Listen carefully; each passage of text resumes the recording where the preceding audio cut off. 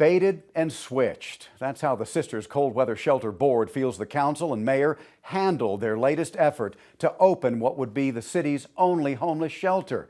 The effects of that decision would reverberate from one end of the county to the other.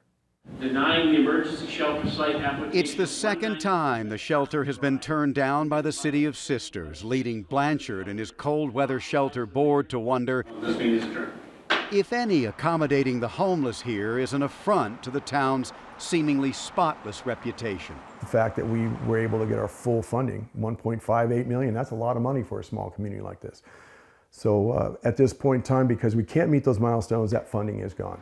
In an entity like ours, we can't even seem to get an office space rented in the city without people getting in an uproar. When the City of Sisters first denied the proposal for that cold weather shelter back in September, their findings were filled with all kinds of hypotheticals, things like a lack of law enforcement if needed, the possibility of vandalism of the businesses nearby, the idea that the shelter would morph into something different. And then there was a favorite of communities just beginning to grapple with the issue of homelessness, and that is build it and they will come, and they will come in numbers that will overwhelm the city. Opening of an emergency shelter will attract new homeless people from other communities and will exacerbate the problem. Yeah. Is that a fact? This is a very common belief among local governments and local communities, but I do not believe that there is any data or analysis that substantiates that belief. In fact, the latest homeless point-in-time count shows more than 80% of all homeless in our region are longtime Central Oregonians. More than 2/3 became homeless while living in the communities where they remain today. What kind of partner have they been in the region when it comes to accommodating the homeless population that is their part of this crisis? I think the City of Sisters has really struggled to reconcile the fact that they have one of the highest concentrations of homelessness in the entire county. Many of those people are members of the Sisters community. They work in local restaurants or local grocery stores. When someone here can't take the cold another night, where do they go? To shelters in Redmond and Bend.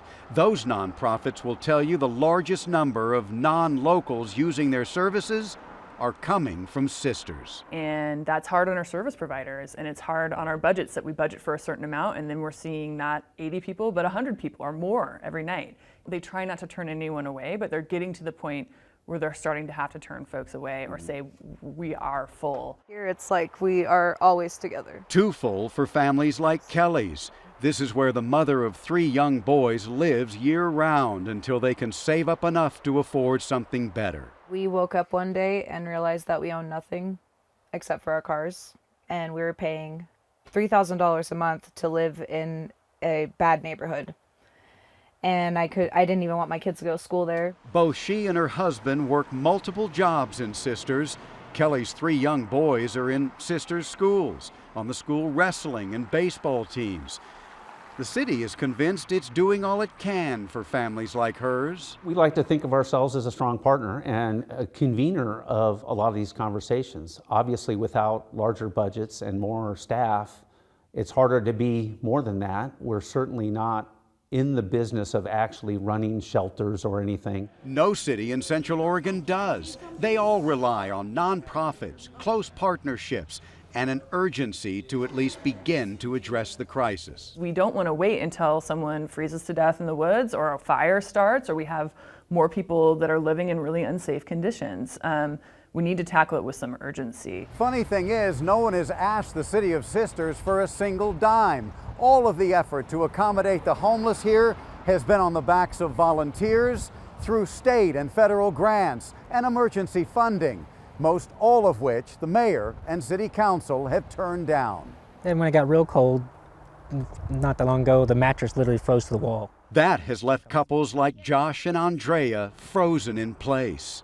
The two have spent the last 3 years in the woods, graduating from this small tent to a 1980 Chevy sedan to now this 30-year-old RV. If it's nice enough to be out here because you don't want to be stuck inside all the time. They live on Josh's small disability check and whatever volunteer groups and sisters can provide. Like so many out here, their biggest concern? I will say the cold is a constant. Because of my disability, it hurts to be cold. So it takes a lot of energy from morning till night to try and stay warm when this stays about 60 degrees in there. And winter hasn't arrived. Out of sight, out of mind. Few, if any, visitors to this Western-themed enclave will ever know that part of what makes this community tick is dependent on volunteers for survival and the National Forest for shelter. So why mess with the Sisters' Way? Because it is a sign of a failed community that so many people who are part of the Sisters' workforce, part of the family fabric of that community, are living in substandard conditions. The highest concentration of homelessness in all of Deschutes County exists right there in Sisters. There will come a time when people recognize that it is a reflection upon their community that that this condition exists amongst them. What Sisters has focused on in the last year has been affordable housing, millions of dollars between American Rescue Plan funds and state emergency grants. Affordable housing is a real need in Sisters as home and rental prices there rival those in Bend and Redmond. But it's not helping those who might just need a shower, a warm meal, a laundry, or a warm place to lay their head when the forest freezes once again. I'm David Clue, Central Oregon Daily News.